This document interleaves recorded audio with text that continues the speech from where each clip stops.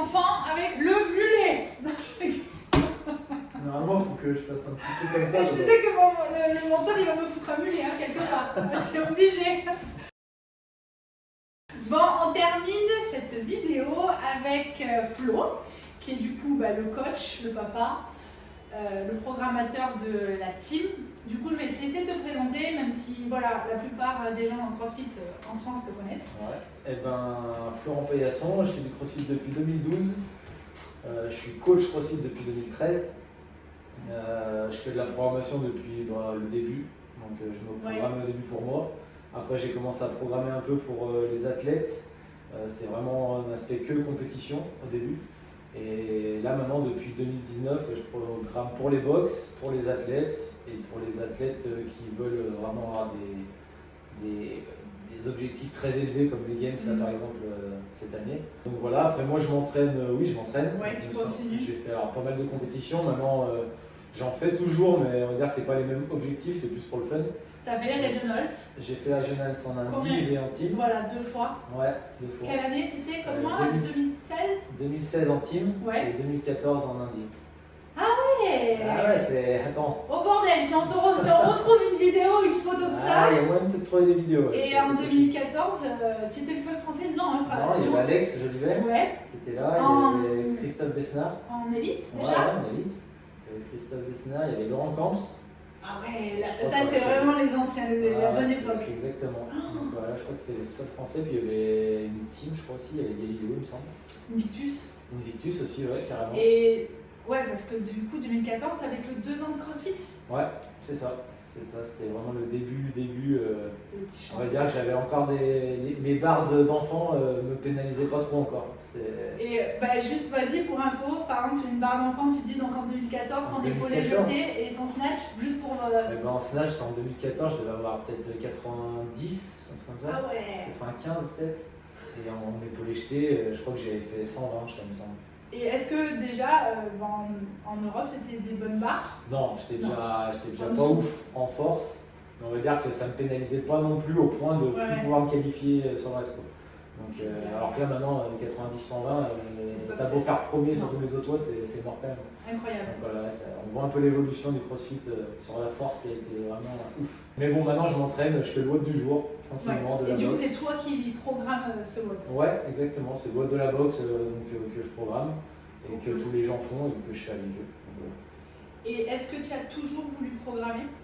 En fait, je le faisais moi pour moi au début et ça me plaisait. Après, j'ai commencé à le faire pour quelques athlètes, donc au début c'était 2-3, puis après c'était à l'échelle plus d'une box, tous les compétiteurs d'une box. Et puis petit à petit maintenant j'ai développé ça pour tous ceux qui veulent faire de la compète. Donc ouais, non, j'aime vraiment ça. Maintenant j'aime bien aussi programmer maintenant pour les box. Ça fait 2 ans que je fais ça et que ça me plaît vraiment. Ça c'est cool. C'est vraiment un autre aspect de la programmation je trouve. Quand tu programmes pour une autre box, est-ce que tu fais quelque chose de général du coup pour, imaginons tu vends ça à 5 box, tu fais la même pour les 5 box ou c'est en fonction de ce que le owner te demande?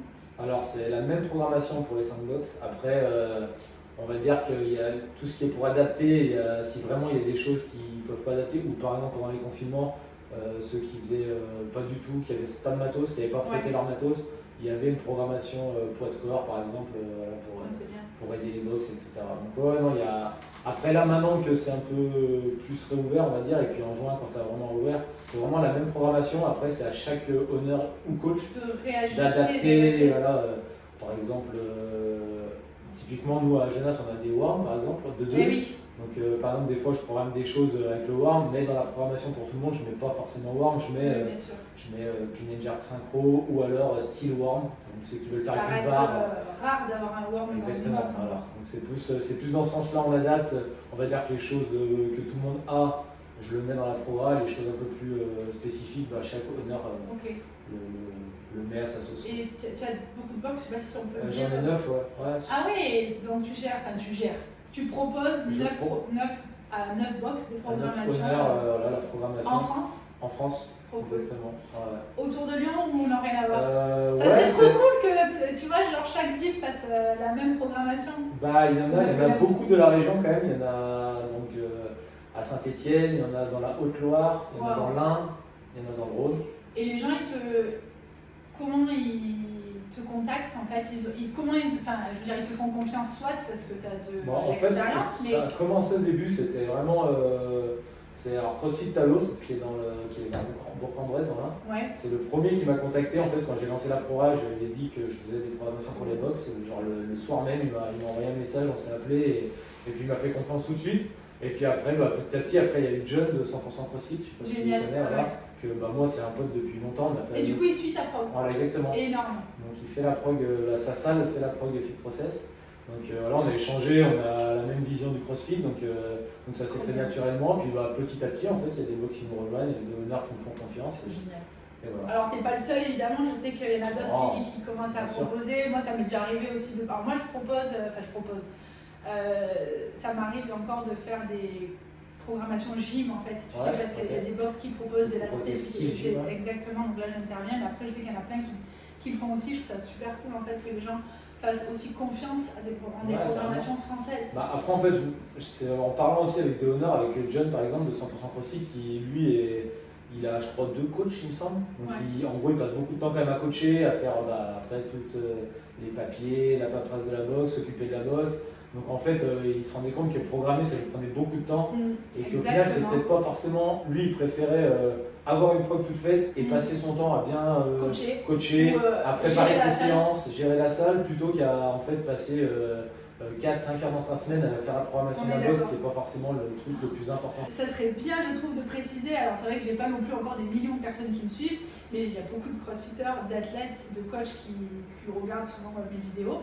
Du coup, est-ce que tu peux nous dire, parce que moi je sais, et c'est pour ça que j'ai décidé de ne pas le faire, combien de temps tu passes? Alors pour la programme des box, tu veux dire? Alors pour faire une programmation de boxe, combien de temps ça te prend? Je pense que ça me prend dans la semaine, je dirais peut-être 2 heures, 3 heures à peu près, ça dépend après. Ça dépend si j'ai déjà un petit cycle dans ma tête. Des fois, je fais des cycles de 4 semaines par exemple sur des skills altéraux, donc ça va un peu plus vite parce que je sais un peu mon skill. Quand je rattaque et que je dois repartir de la base, ça me prend un peu plus de temps, mais on va dire 2 à 3 heures par semaine pour la proie des Par exemple pour celle-ci. Exactement. Donc 2-3 heures. Et par rapport à quand tu as débuté? Au début, en fait, moi je faisais surtout des programmations pour les compétiteurs. Ouais. Ça me prenait vraiment beaucoup de temps, c'était vraiment beaucoup plus long que la prog des box, des box que je fais maintenant. Maintenant, ça va un peu plus vite parce que j'ai un peu plus l'habitude et puis on va dire que ça me prend longtemps au début de saison pour faire mon gros cycle de l'année, savoir comment je vais orienter tout ça. Et une fois que j'ai ma base, après pour faire les séances de séance en séance, ça va un peu plus vite. Mais ça me prend quand même dans la semaine, je dirais au moins 4-5 heures, je pense. Voilà. Est-ce que quand tu t'es lancé en tant que programmateur, coach, tout ça, tu as juste suivi le modèle de CrossFit Level 1? Alors par rapport vraiment ce que propose CrossFit, la programmation, on va dire que c'est forcément, moi je m'inspire de ça parce que c'est ce que moi je crois et c'est pour ça que je vais à une box, c'est pour ça que je programme là-dedans. Après c'est pas vraiment exactement comme ça. Ça veut dire par exemple comme j'ai expliqué tout à l'heure, moi j'aime bien par exemple sur de l'haltéro, sur de la gym, de proposer dans les box un skill et le skill en fait il va avoir un petit cycle sur 3-4 semaines par exemple pour avoir une petite continuité. Ce que fait pas par exemple CrossFit. CrossFit, c'est pas du tout ça. Après, ils proposent que des WOD, CrossFit.com. Ouais, exactement. Et souvent, tu fais le skill en fonction du WOD. Mettons, tu as des muscle up dans le WOD, tu vas faire un skill muscle up, et puis la semaine d'après, s'il n'y a pas forcément de skill muscle up, il y a peut-être un autre skill. Exact. Il n'y a pas forcément de suivi. Moi, j'aime bien avoir un petit suivi sur quelques mouvements comme ça, un peu techniques pour les gens, ça leur met une petite progression en phase. Et puis souvent, du coup, quand tu les préviens un peu à l'avance qu'il va y avoir un skill pendant 4 semaines, ils aiment bien venir à ces skills-là pour avoir suivi. C'est le cycle muscle up, là c'est du monde. Hein. Exactement, voilà, et je trouve que c'est cool pour les gens et voilà, ils se mettent un peu dans le move et dans le jeu de dire tiens, je vais venir tous les jours là. Et même pour moi, par expérience maintenant de la salle, ceux qui ont un peu d'expérience, par exemple en haltéro, j'ai des gens qui font l'haltéro depuis 3-4 ans mais qui ont des gros défauts. Mais tu as du mal à leur faire redécharger, et voilà, ils ont un peu de mal à. Quand tu leur dis on fait un skill pendant 4-5 semaines, c'est plus facile, je trouve, de leur dire redécharge la première semaine. Parce que dans 3-4 semaines, voilà, tu sais qu'on va refaire machin, donc ils disent ok, là c'est plus facile à les amener sur de la technique. Et donc j'aime bien ce format-là, qui n'est pas forcément proposé par CrossFit à la base. Après, quand tu fais la programmation, est-ce que tu t'es éloigné du modèle au fur et à mesure des années? Par exemple, tu sais, le 3-1, 5-2. triplé, couplé, single, 3 disciplines, une discipline. Est-ce que tu as un jour suivi ce modèle qui a été proposé dans le Level 1, que je pense beaucoup font, ou est-ce que toi déjà tu avais ton idée, mais surtout avec le recul maintenant, tu as sûrement appris de tes erreurs comme en fait il y a des trucs que je suis pas forcément super, après comme tout, hein, j'adore le crossfit, mais c'est pas tout à 100% que je suis le modèle. La base c'est mettre de l'intensité, je déteste genre faire du volume pour du volume, je trouve que ça n'a rien à voir avec le crossfit justement. Le crossfit, on vient, on sait qu'on a 1 heure, on va mettre de l'intensité pendant ce heure-là, et après c'est fini, tu rentres chez toi, tu fais autre chose. Donc j'aime bien garder ça. Après tout ce que, comme tu dis, c'est genre gym, après cardio altéro, après triplette. Je suis pas forcément ça. J'aime bien plutôt mettre 1 fois par semaine un WOD assez long, 1 fois par semaine plutôt un WOD très sprint, où ça va durer 2, 3, 4 minutes et c'est à fond, on réfléchit pas trop et c'est vraiment de grosse intensité. Et j'aime bien mettre des WOD team. C'est plutôt dans cet esprit-là que je réfléchis plutôt que gym altéro cardio. Donc du coup on va dire que Ginette et Claude qui viennent tous les jours, du lundi au vendredi. Tu mets en place un WOD intensité chaque jour? Alors en fait, quand je dis intensité, c'est intensité relative. Ça c'est important, ce mot-là. Ce mot-là il est important. Après ça c'est vraiment, moi dans ma programme j'essaie de le mettre pour les owners et les coachs. Donc je les mets, c'est plus en information. Après c'est eux qui gèrent leur boss comme ils veulent. Oui, bien sûr. Mais j'aime bien mettre qu'en gros, si les gens sont venus tant de fois dans la semaine, c'est bien qu'ils aient au moins 1 fois ou 2 dans la semaine un WOD où ils viennent, ils se prennent pas trop la tête, ils chargent peut-être un peu moins, ils mettent un peu moins d'intensité. Tu leur dis ça aux gens? Exactement. Quand ils viennent. Si quelqu'un qui dit je viens toute la semaine, je veux m'entraîner tous les jours, tu le drives bien évidemment, mais tu lui dis ok, mais sur les 5 jours où tu vas venir, du lundi au vendredi, sache qu'il y aura au moins 1 ou 2 jours où tu vas un peu lever le pied, ça va être un peu moins lourd, où tu vas sprinter un peu moins vite, et c'est normal. Ouais, exactement. Après, moi souvent, après le coach, quand tu prends ta séance en main, souvent tout de suite tu vois assez vite les gens qui arrivent au tableau, tu vois putain je suis déjà cuit, machin, ça va être dur. Tu sais que lui déjà aujourd'hui tu vas pas le pousser, tu vas plutôt Donc je pense que c'est plus le rôle du coach.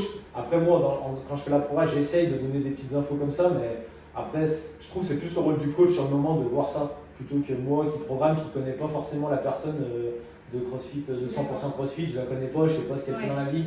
C'est plus compliqué de donner des infos au coach alors que c'est lui qui a l'athlète devant lui, c'est lui qui voit comment il est.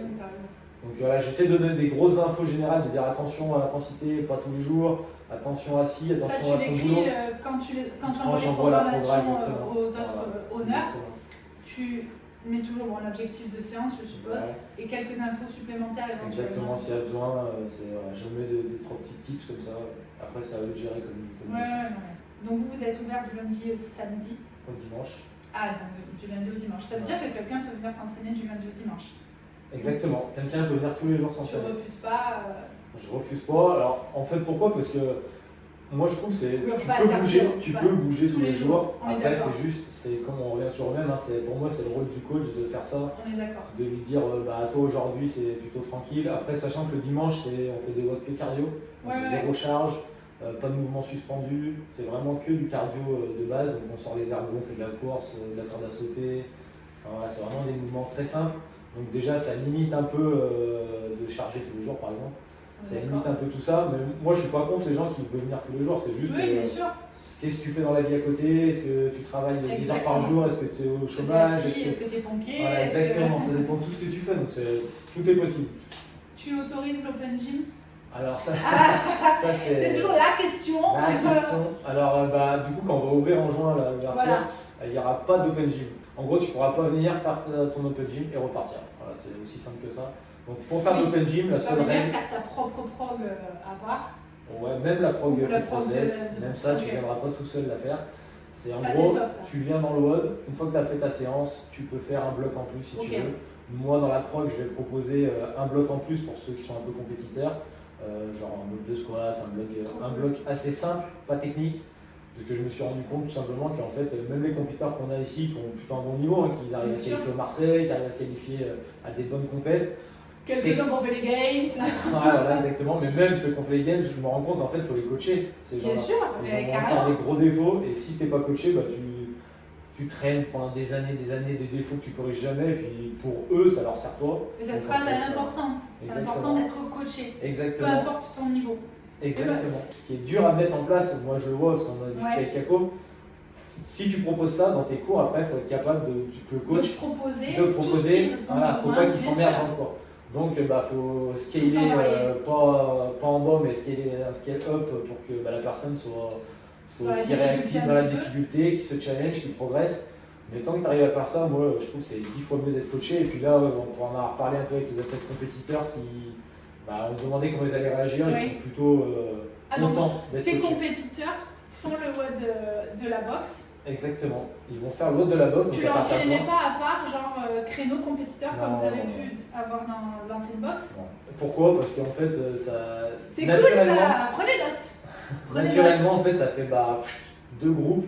Eux c'est les forts, eux c'est ceux qui font en gros entre guillemets, cool, ceux qui font le WOD ils sont genre les nuls, alors que nous c'est pas l'esprit qu'on a, et puis je pense que les gens qui viennent ici c'est pas ce qu'on a envie, on veut pas qu'ils viennent, qu'ils font leur truc en groupe et qu'ils repartent. Donc voilà, tu fais le WOD avec tout le monde, et puis si tu mets un score haut sur le tableau, tant mieux, ça pousse les autres, mais on veut pas que ça soit deux groupes différents, donc ils font le WOD avec tout le monde.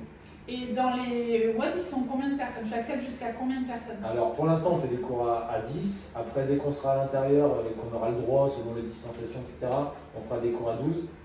Voire on peut aller jusqu'à 14 avec l'espace qu'on a, c'est jouable. Mais je pense qu'on commencera à 12 dans tous les cas. Toujours avec un seul coach? Toujours avec un seul coach. Exactement. Et pour le moment, donc vous êtes deux. Pour le moment, on est deux. Carole et toi, vous gérez tous les cours. Exactement. Même si, on est en période un petit peu compliquée. Donc, comme tu disais, au niveau des créneaux, tu en as un le matin.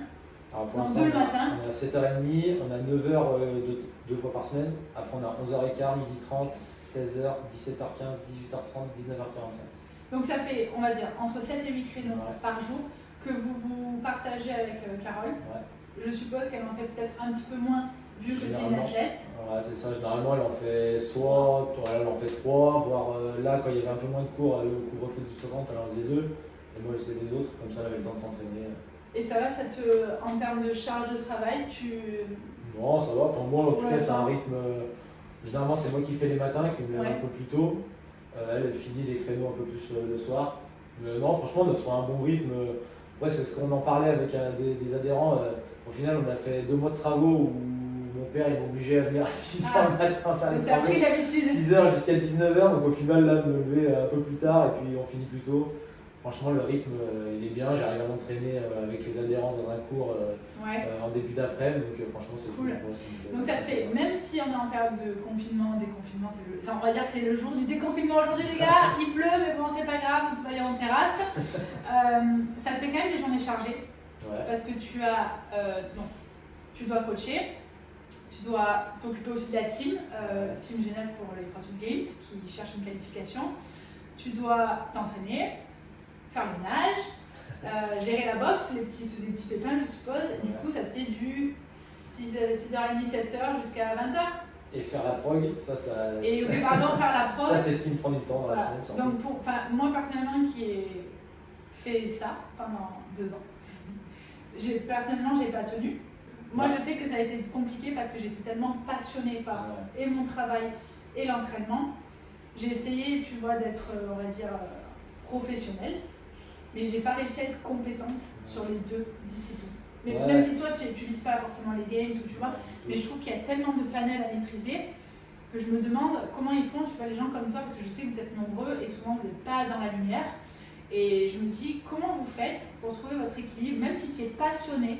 Après, la force, je pense qu'on a, c'est déjà on est 2 avec Kako, donc on arrive à se partager les tâches, on va dire équilibrées, ou s'il y en a un qui est moins bien un jour, l'autre fait un peu plus, alors on arrive à se soutenir comme ça.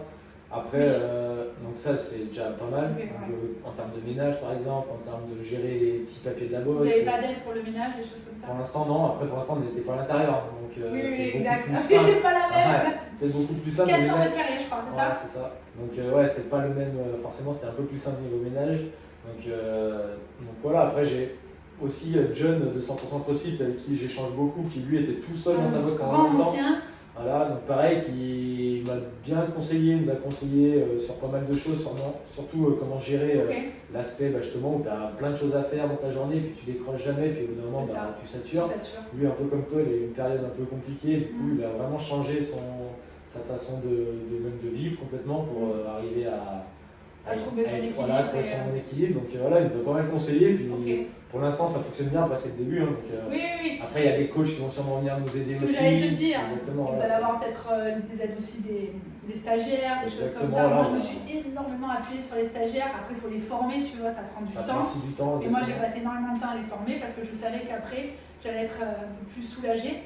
Et j'allais leur faire confiance, tu vois. Donc, c'est clair. Moi, je sais que ça a été primordial. Et après, je te dis, voilà, le fait une qualité de vie, c'est pas juste travailler. De trouver l'équilibre, moi personnellement j'ai trouvé ça super dur. Je pense que peut-être que j'étais pas faite pour ça, même si j'adorais faire ça, mais ça reste quand même compliqué. Les gens l'oublient. Quand les adhérents ou les gens tu vois qui sont pas dans ce milieu-là, ils disent ça va, t'es juste prof de sport. Écoute, quand t'es gérant, quand c'est ta propre boîte ou quoi, c'est pas drôle. Ce qui est dur, c'est l'amplitude horaire, je trouve, à gérer. Quand tu ouvres tôt le matin, tu fermes à 21h. Tu dois gérer l'humain. 7h, 21h, forcément tu gères l'humain toute la journée, donc c'est pas forcément simple tout le temps. Des fois tu es de moins bonne humeur, mais il faut quand même avoir le sourire. Donc c'est un équilibre à avoir, mais bon, après quand tu es passionné, c'est quand même plus facile. Exactement. Autrement, tu tiens et après, comme tu dis, vous êtes deux, donc c'est vrai que tu peux te soulager avec le cœur. C'est vrai que ça c'est cool. Mais du coup, on va venir sur la team de CrossFit Gymnase. Donc juste pour rappel, la team Gymnase, donc je les ai vus tous les 4. Ils ont été qualifiés sur les 2 premières étapes. Donc il y a eu les Open, les quarts, et là ils sont qualifiés du coup pour les demi. Donc ils sont 6e actuellement. Ouais, on a fait 6e en Europe. Il y avait 40 teams qui ont été divisées en 2, les German et l'Hollande. C'est ça. Donc vous serez directement dans les German. Qui a décidé où les teams allaient? À quel moment? Personne ne sait en fait pourquoi vous allez en German, d'autres vont en Hollande, on sait pas. Je pense ce qu'ils ont fait, c'est vu les teams qu'il y a, c'est la première team en Europe est allée au Hollande, la deuxième au German, la troisième au Hollande, quatrième au German. 1, 2, 3, 4. J'ai l'impression qu'ils ont fait ça. Ouais, du coup ça vous met 3e, potentiellement statistiquement. Théoriquement, voilà. La troisième équipe qui sont qualifiée. Voilà. Il y a marqué 3 dessus? Non, c'est la liste qui est dans l'ordre. Mais il n'y a pas forcément de classement pour l'instant. Après, tout est remis à 0. Exactement, voilà. Tout est remis à 0. Donc il y aura 20 teams qui représentent l'Europe au Hollande et 20 qui vont représenter l'Europe au German. Donc vous êtes au German, vous serez chez vous du coup, puisque le Covid oblige, on n'a pas le droit de se déplacer pour le moment. Comment tu le sens? Je suis plutôt bien, après on se prépare, je pense, comme il faut, j'espère en tout cas. Ouais, c'est ce qu'ils m'ont dit. Voilà, j'espère qu'ils s'entraînent, alors dur, oui, après j'espère que le but c'est d'être prêt le jour J surtout. C'est ça le plus compliqué, parce que des fois on se sent bien 2 semaines avant, puis le jour J on est moins bien, des fois on se sent mieux 2 semaines après. C'est ça qui n'est pas évident à gérer. J'espère que ça va bien. Après, ce qui est bien dans la team, c'est qu'il n'y a pas vraiment de gros points faibles. Donc on sait que peu importe ce qui tombe, on va pas être. Et c'est un point fort du coup. Peu importe ce qui tombe, on ne va jamais faire dernier en Europe. Par contre, on sait que s'il tombe des mouvements de gym, alors s'il y a des ballons, on ne sera pas forcément top, mais je ne pense pas qu'on fasse dernier non plus. S'il y a beaucoup de gym, on sait qu'on sera plutôt pas mal. On peut faire des top scores, voire premier dans notre truc, voire aller dans les 3 premiers. Donc ça c'est bien aussi, ça fait des gros points marqués. Donc on est confiant, on sait qu'on peut jouer la place aux Games. Ils en prennent 5. Théoriquement on est 3, donc on est dedans. Donc, sans se mettre trop de pression en plus, mais on sait qu'on peut la jouer. Après, il faut être prêt le jour J. Le fait de viser les Games, c'est un choix ou c'est un rêve? En fait, c'est comme un peu, je vais revenir un peu sur quand Kako s'est qualifié en individuel, c'est tout un peu des opportunités. C'est-à-dire qu'en 2019, quand ils ont annoncé que un par pays allait aux Games, tout de suite avec Kako on a dit ok, c'est jouable. Toi tu t'es dit quoi en tant que coach? Alors, on s'est dit ça, exactement. Je lui ai dit est-ce que tu penses que tu peux être première française? Elle avait été en 2016 comme ça. Donc on s'est dit oui, ça peut être jouable. C'est dur, tu vois. Tout dépendra des watts aussi. C'est très dur, ça dépend des watts, ça dépend de plein de choses. Mais dans l'état d'esprit, ok, on a 7-8 mois pour se préparer, c'est à fond les Open et on va essayer de. Voilà, c'est l'objectif. On s'est pas dit oui, peut-être, machin, c'était ok, c'est sûr, c'est ça l'objectif, on y va maintenant. Là, en fait, avec la team, c'était pareil. Dès qu'ils ont annoncé la Filet Cup, toi, t'as fait dit, ok, on a Mika, on a Julie, Kako, il y a Max, il y avait 2-3 autres gars qui pouvaient être là au cas où, parce que c'était. bah Max, sans trahir un secret, c'était pas sûr que ce soit lui au début. Il y avait Martin qui pouvait jouer la qualif. Il y avait peut-être d'autres gars aussi, on sait jamais comment la saison sûr, évolue. mais tu as le droit d'avoir un 5 et un 6ème ou... Bah là, il y en a 6 inscrits, il y a 2 remplaçants. Voilà. Jusqu'au dernier jour, comme d'habitude. Jusqu'au moment où tu commences le premier WOD et là c'est fini. Voilà. En fait, à partir du moment où tu changes, imaginons le premier jour, tu n'as plus le droit de changer dans le week-end. C'est ça, exactement. C'est bien de le préciser parce que c'est mort. Ah oui, voilà. Même si tu te blesses dans le week-end, il n'y a pas de remplaçant. Ça, c'est important de le préciser, ça n'a pas changé. C'est-à-dire que si vous êtes 4 et que dans le week-end, il y en a un qui se blesse, celui qui est 5 ou 6 n'a pas le droit d'intégrer la team. Donc voilà, donc quand il y a eu l'affiliate cup, on s'est dit bon bah c'est jouable. On a commencé à tout mettre en place pour être dans les règles, parce qu'il y a pas mal de règles à respecter, il faut être dans le box. Exactement, donc il y avait avec Lucas qui n'était pas forcément là au début, qui coachait dans une autre box, qui s'entraînait souvent là-bas. Donc du coup, hop, on a changé tout ça à partir de janvier pour qu'on soit dans les règles. Après, il a fallu aussi tout mettre en place, se dire est-ce qu'on y va en team, parce que Lucas il pouvait y aller en indiv. Caco peut-être aussi, Caco aussi à l'époque, Julie potentiellement pourquoi pas. Donc on s'est dit qu'est-ce qu'on fait si on y va, tout mettre en place à l'avance. Pas se dire une fois que tu es qualifié, Lucas maintenant on fait quoi. Enfin, voilà. Du coup il s'est qualifié en indiv. Oui, il s'est qualifié en indiv, donc vu que tout était clair en avance. Ok, donc il n'y a pas eu de. En gros, on a dit que lui dans sa tête à un moment donné, je lui ai pas posé la question, mais il s'est dit putain forcément, je pense que quand tu es qualifié en indiv, tu as un petit pincement, tu vois. Après, vu qu'on est.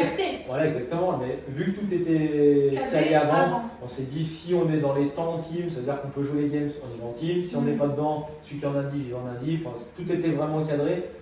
Donc une fois qu'on était dedans, c'était assez simple. Après, l'avantage, c'est qu'ils s'entendent super bien les 4. Oui, mais ça, j'ai vu. Voilà, donc forcément, c'est plus facile pour Lucas, je pense, de dire non à une indiv quand tu sais que tu joues les games et tu t'entends bien dans la team.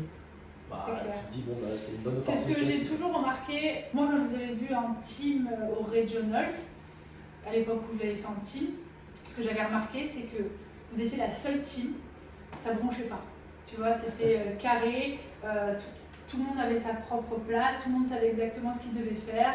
Il y avait des sponsors, des gens qui vous encourageaient, des malades, des supporters, c'était un truc de dingue. Et je me suis toujours dit que c'était le petit truc en plus que vous aviez, c'est que vous étiez fort le fait d'être toujours à deux, déjà tous les deux, et de toujours mettre en place une organisation très cohérente, très intelligente, tu vois. Je pense, on va dire, il y a toujours quelqu'un qui chapeaute un peu tout ça. Voilà, forcément. Et je pense que c'est important. Le cerveau, je sais pas, mais forcément, je pense que c'est important parce que si après tout le monde commence à donner. Alors, je dis pas qu'ils ont pas le droit de donner leur avis, au contraire, hein, c'est assez ouvert, on rigole. Mais il faut qu'à un moment donné, si on se pose des questions, il y en a un boum qui prend une décision et c'est fini, tu vois. Parce qu'autrement, ça ne se finit jamais, c'est compliqué. Après, l'avantage, c'est qu'ils s'entraînent tout le temps ensemble aussi. Donc, ça, c'est un super avantage. Et après, ils s'entendent bien, comme ils s'entendent bien, exactement. Et après, il y a comme tu dis, la communauté derrière.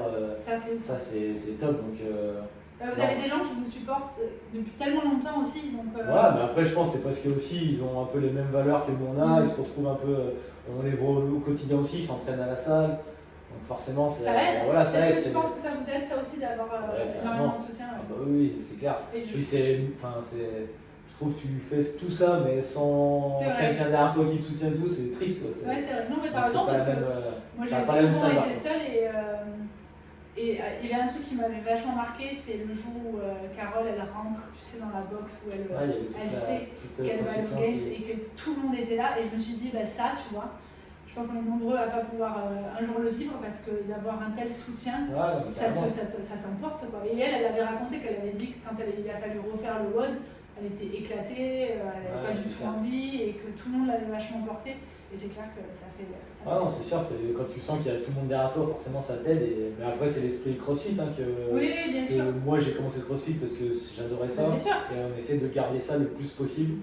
D'où toutes les règles, tu vois, pas de free, pour garder cette communauté. Et vraiment. Je pense que c'est ça qui fonctionne. Et il y en a de moins en moins, donc forcément. Est-ce que tu sais exactement où tu veux les mener? Parce que je sais que tu les connais par cœur, leurs points forts, leurs points faibles. Donc j'imagine que le but, c'est pas de les casser. Non, c'est clair. Mais j'imagine que tu prends aussi en compte quand ils te disent on est fatigué. Non, c'est sûr que ça, c'est super important de discuter avec eux, savoir comment ils se ressentent tous les jours. Est-ce que ça va? Est-ce que tu as des courbatures? Voilà, tout le quotidien. Après, ce qui est important, surtout dans les dernières phases comme ça, c'est l'entraînement, c'est important, mais On va pas, enfin, je sais très bien que s'il pas fait, bien ça, il fait 120 clean, il va pas faire 140 Non. en 3 semaines. Hein. Donc son niveau, il va pas évoluer comme ça en 3 semaines. Donc ce qui est important, c'est que mentalement, il soit plutôt prêt le jour J. Tenir le groupe. Voilà, que ça sert à rien de lui gueuler dessus tous les jours, machin, parce qu'il va arriver, il va être rincé avant. C'est plus l'aspect psychologique qui est important dans les dernières semaines plutôt que l'entraînement pur et dur. Donc c'est plutôt là-dessus qu'on joue et puis essayer de se retrouver souvent. Ouais. Partager des moments hors entraînement aussi, qu'après l'entraînement, Ok. bah, souvent on mange ensemble. D'accord. Enfin, voilà, c'est plus tout le autour qui est important, je trouve, l'avant compète, Ouais. que plutôt l'entraînement à fond. Forcément, bah oui, on s'entraîne pour aller aux games, on Bien n'est sûr, pas hein. tranquille Non, la non, journée, mais ça reste important. mais c'est voilà, sûr. après on fait des petits blocs, genre par exemple Max il a fait des petits rameurs en plus toute la semaine parce qu'il est nul au rameur. Lucas va courir un peu plus parce que c'est une petite patate. Enfin voilà, t'as plein de petits trucs en plus comme ça, mais ça reste toujours. Dans le bon esprit, voilà, dans la bonne exactement. ambiance. Et puis j'essaie de. Enfin le but c'est qu'ils le fassent, ils savent qu'ils le font parce qu'ils en ont besoin, que ça soit pas une corvée. Voilà, c'est plus dans ce mood là. Pour la planif, du coup, comment tu t'inspires? Est-ce que tu t'inspires de quelqu'un, une programmation ou d'un autre sport, ou c'est toi avec l'expérience? C'est vraiment l'expérience. Maintenant, je sais un peu, pour les Open, je sais à peu près ce qui va tomber aux Open. Ok. Voilà, on connaît. Je t'appelle l'année prochaine. Voilà, on sait à peu près qu'il y aura toujours un peu. Faut mieux être fort en Oui. cardio aux Open et même si tu n'es pas bon en force, t'en sortir On un est peu plus. d'accord. Quand tu vas passer là en demi, on sait que ça va être un peu plus axé sur des barres un peu plus lourdes et des mots un peu plus techniques. Donc voilà, donc après, je pense que ce qui est surtout important, c'est de connaître tes points forts, tes points faibles et avoir en team une bonne Tu joues stratégie. là-dessus?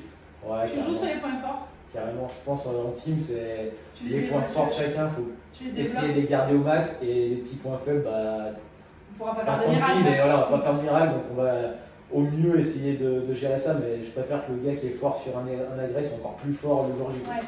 Qu'est-ce que tu as appris durant toutes ces années? Du coup, ça fait 2012. Ouais. Ça va faire 10 ans, hein? Ça va bientôt, la prochaine 10 ans, ça va faire comment? Qu'est-ce que, si tu avais des nouveaux coachs ou des nouveaux baby crossfitters, tu vois, qui débarquaient, de tout ton parcours, ton expérience, qu'est-ce que tu en ressors? Qu'est-ce que tu as appris? Qu'est-ce que tu referais plus? Ce que maintenant je dis à tout le monde et que moi j'ai pas fait moi personnellement quand j'ai commencé, c'est d'être patient, d'aller tranquillement, de prendre le temps, de travailler beaucoup sur la technique. C'est voilà, souvent on a envie de, forcément c'est tout le monde, hein, on a envie de mettre un peu plus lourd très vite. Mais voilà, ce que je disais, moi aussi depuis 2012 j'avais rajouté genre 1 kg par semaine. Donc c'est tu dis 1 kg par semaine, c'est peut-être pas ouf, tu vois. Depuis 2012, je serais déjà un épaulé à 200, tu vois, si j'avais tenu ça. Donc tu considères que voilà, tu as fait aussi des erreurs? Carrément, je me suis blessé parce que je voulais trop fort, trop vite. Après, je revenais, puis j'avais une qualif, je voulais revenir trop vite parce qu'il y avait la qualif là. Il y a toujours des excuses. Tu peux en trouver 10 000 excuses pour revenir vite. Et voilà, le premier conseil que je faisais, c'est d'être patient. Parce qu'on sait que les gens le sont vachement, hein, en France. Merci les réseaux aussi. Malheureusement, de tout trop vite. Après, c'est humain, oui. Comme dirait notre druide John, il dit c'est l'humain. Voilà. Il veut tout de suite, c'est comme ça. Après, il faut faire avec. Mais il faut essayer d'être patient et de prendre le temps de progresser. C'est pas comme ça. Toi qui fais des programmes gym, la personne qui fait pas de pull-up, c'est pas comme ça qu'elle fait le pull-up, il faut un processus. Hein, donc, alors tu vois, moi j'ai souvent des messages, en fait je trouve ça, c'est pas aberrant, mais je trouve ça triste d'en arriver là et que toujours les gens pensent la même chose à l'heure d'aujourd'hui. Je reçois des messages chaque semaine de gens qui vont me dire je comprends pas, ça fait 3 mois que je fais du crossfit et j'arrive toujours pas à faire des muscle-up. Vous êtes conscient que même moi qui ai 15 ans de gym, j'ai mis 1 an à faire un muscle-up aux amis. C'est sûr. Donc, comment vous pouvez vous penser qu'en 3 mois, le commun des mortels va marcher sur les mains, faire des snatchs lourds et des muscle-up aux amis? Enfin, je trouve que c'est un peu éduquer les gens dans ce mood-là. Mais c'est pas évident, ça c'est sûr. Ouais. Ça, c'est sûr. Est-ce que tu es encore la team PVC first? Ouais, franchement, carrément. En tout cas, dans les cours. PVC à fond? Ah, PVC à fond. Vous entendez les gars? PVC à fond? Oui, ils aiment pas ça. Hein. Ça brûle, ça fait ça mal. me rassure. Est-ce que tu mets le PVC aux anciens? Oui, carrément. Ok. Ah oui, tout le monde PVC. Du coup, Carole, toi, les anciens, vous êtes passés par là aussi? Moins. Pas assez, je pense.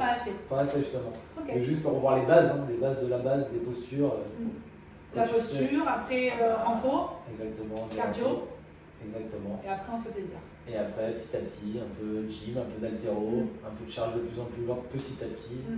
Tu es débutant CrossFit, combien de temps à ton avis? Franchement, débutant CrossFit, après, ça dépend, enfin, je te ça parle dépend tellement des gens, mais je pense... Je te parle de mes parents, enfin les tiens, nos amis, qui ne connaissent pas. Je pars du principe que quand tu arrives et que tu sais toujours pas ce que c'est tous les mouvements sur le tableau, c'est que bah, t'es encore... Après, quand tu commences à connaître, il y a toute la partie technique après, qu'il faut encore assimiler, donc je pense que c'est débutant longtemps quand même, je dirais au moins 1 an minimum, et après, oui, je pense. Je pense au bout d'un an, il y a très peu de personnes qui savent faire un keeping à la perfection. Même nous, maintenant, moi 15 ans de gym, 10 ans de fitness, 7 ans de CrossFit, mon keeping n'est pas parfait. Voilà. Pourquoi? Parce que je passe pas de temps dessus aussi, tu vois ce que je veux dire? Pourtant, je fais de la mobilité, je fais du renfort. C'est sûr que c'est moins glamour de faire du keeping. Mais dès que je le bosse un peu, tu vois, il s'améliore. Les épaules s'ouvrent, le placement, la respiration, il y a plein de choses qui se mettent en place, mais ça prend, ça prend du temps. De toute façon, comme tout, l'haltéro, tu vois les haltérophiles qui sont au JO, ils bossent encore leur technique tout le temps. C'est que ça fait 20 ans qu'ils en font tous les jours. Tu te dis qu'il y a toujours forcément quelque chose de travailler. C'est rare d'entendre, tu vois, Team PVC encore. En tout cas, parce que je voyage beaucoup et je vais dans beaucoup de box, que ce soit en France ou à l'étranger. Ça fait barre directement. Mon dernier souvenir, la dernière fois que j'ai vu un PVC, c'était au Louvre quand je travaillais. Ou avec moi quand je donnais mes cours et quand je gérais ma salle, je leur avais dit ce sera 3 mois de PVC, donc ça a été la fin du monde. J'ai eu de la chance d'avoir que des nouveaux, donc ça a été beaucoup plus simple à gérer. Mais c'est clair que même moi, tenir un PVC, ça me saoule. Mais ça chauffe. Est-ce que tu veux terminer par nous dire quelque chose que j'aurais oublié de dire, quelque chose que tu as envie de partager? Non, comme toi, sur ce qu'on restait, de vraiment prendre le temps, d'être patient, de progresser à son rythme, d'écouter les coachs. Je pense que ça, c'est... Écoutez les coachs. Exactement. Et puis voilà, de se faire plaisir au CrossFit. Souvent, j'en vois beaucoup qui viennent et sont plus frustrés parce qu'ils n'arrivent pas à faire un mouvement plutôt que prendre du plaisir à bouger avec des gens. Donc voilà, tranquille quoi. On s'amuse, c'est du CrossFit. Exactement. C'est pas là pour nous prendre la tête normalement. C'est ça. Merci beaucoup Flo. De rien. Et puis on espère vous voir cet été. J'espère aussi. Vous pouvez aller les suivre, je vous mets toutes en paramètres là juste en dessous, je vous mets toutes les infos. Merci. Ciao. Ciao.